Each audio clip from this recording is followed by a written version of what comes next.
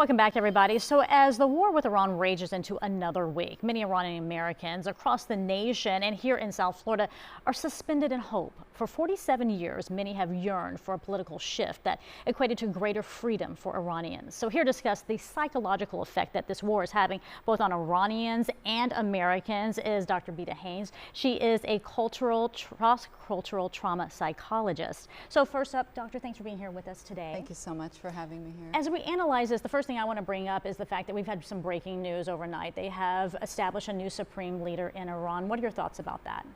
Well, that's not a place or a position anyone wants right now, because within 48 hours, the Israeli and American intelligence have known and struck them down. So it's another round of list of people that will be basically removed so that they don't have the power. So you're saying that essentially, though, for Iranian Americans who are hoping for a democratic process and change within the country, that this doesn't stop that? Absolutely, absolutely. I think in the diaspora, so many of us as immigrants, we're waiting to see one day we'll be able to go back. One day, on all of us immigrants, one day we will go back. Our homeland and our motherland have been basically taken away from us and held hostage for 47 years in occupied Iran by the Islamic regime.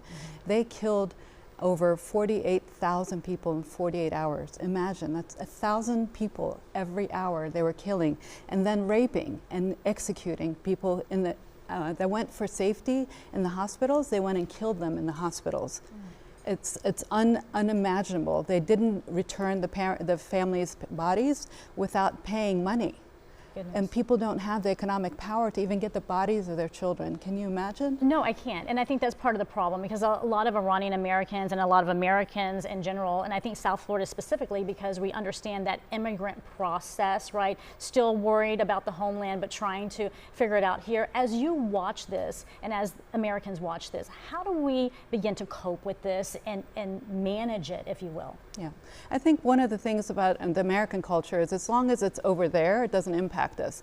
But we know that the instability in the Middle East is going to be instability in long term for everywhere globally. So this is a temporary instability for long-term gains, that once the regime change happens in Iran, the gateways, the tradeways, the Silk Roads from Asia to Middle East to Europe is all through the Persian Gulf.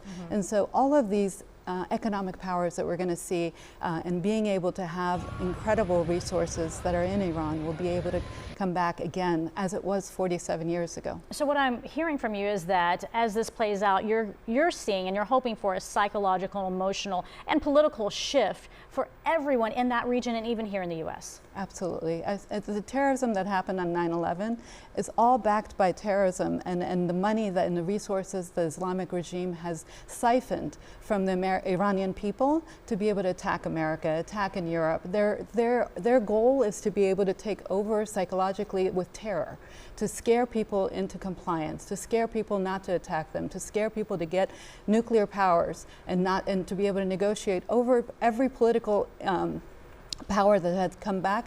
They've given billions of dollars to Iran, and right after Biden gave money to Iran, Israel was attacked on 10/7. These are not coincidences. These are psychological terrors of using economic power to be able to make an impact on the world, to say that we are going to be the supreme leaders in the world. They want to take over with Islamic radicalism, not Islam by itself. Well, we are watching it play out, and thank you so much for your advice as to how we can cope as we sit here and see things play out abroad in this situation and in this war. Doctor, thanks for joining us today. We appreciate it. Appreciate it.